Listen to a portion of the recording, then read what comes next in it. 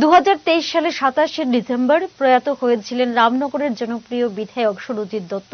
তিথি অনুযায়ী আজ ওনার প্রথম প্রয়াণ দিবস।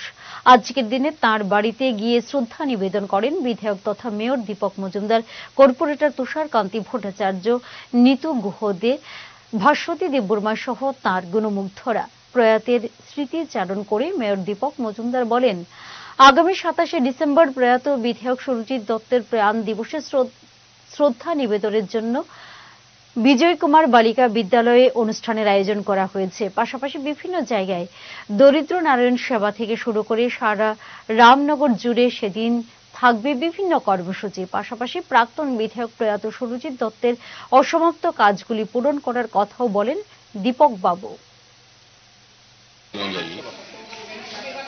স্বর্গীয় বিধায়ক তথা রামনগর তথা রাজ্যের জনপ্রিয় জননেতা সুরজিৎ দত্তের প্রথম প্রয়াণ দিবস মৃত্যুবার্ষিকী।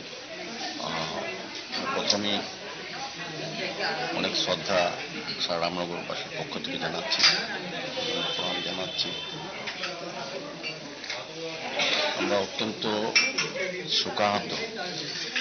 তারপরও সুরজিৎ দত্তের চিন্তা, যে ভাবনা বা যে দিশা, উনি যেভাবে রামনগরকে পরিচালিত করেছিলেন ওনার কাজের মাধ্যমে, সংগঠনের মাধ্যমে, আমরাও এবং আমিও চেষ্টা করব সুরজিৎ দত্ত তৎসমতার পথে রামনগরের সকলের সঙ্গে আলোচনা করে সাংগঠনিক দিক থেকে হোক বা কাজের দিক থেকে হোক ওনার পথকেই আমরা সামনে রেখে চলব।